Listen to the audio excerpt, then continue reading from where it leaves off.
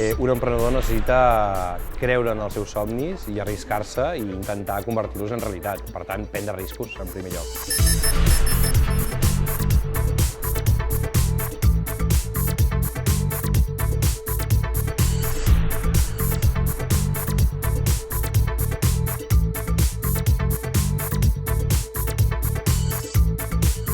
Això de muntar una empresa és com un joc on tu tens una idea, l'has d'anar convertint en realitat, li has de posar molta passió, moltes ganes i has d'anar salvant etapes fins que es converteixi en quelcom del que puguis viure tu i que inclús, si pot ser, donis lloc de treball i riquesa pels altres.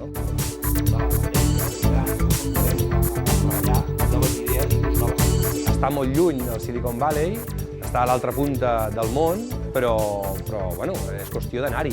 La majoria de coses les tenim i les tindrem a la ciutat de Girona, però el pont tecnològic és una gran oportunitat per a la nostra ciutat. I si no surt bé, almenys haver experimentat el que suposa el Silicon Valley i tornar aquí amb una visió molt més àmplia de molts aspectes. A mi el que més m'ha cridat l'atenció a la cultura de Silicon Valley, de la cultura americana, és el tema de com es valoren els fracassos i de com aquí ens n'amaguem. I he trobat molt curiós el comentari que ha fet de que fins i tot els fracassos s'introdueixin en els currículums. Falta cultura emprenedora, perquè la gent amb talent i amb idees i amb energia no vulgui anar a treballar per una tercera empresa, sinó vulgui emprendre el seu propi negoci. Penso que aquí tenim molta creativitat i molt per fer i, per tant, el que ens falta és fer aquest pas cultural. Crec que falten idees al Silicon Valley.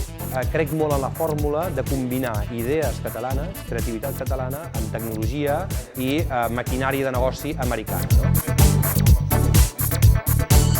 El quid de la qüestió és que tenir una idea que siguis capaç de convertir en diners, perquè això és el que vol l'inversor privat, és vol tothom que t'hagi de recolzar.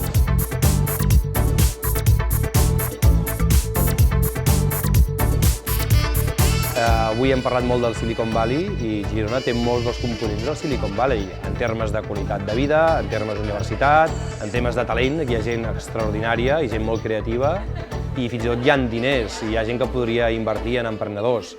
Per què no generar una espècie de Silicon Valley a la gironina?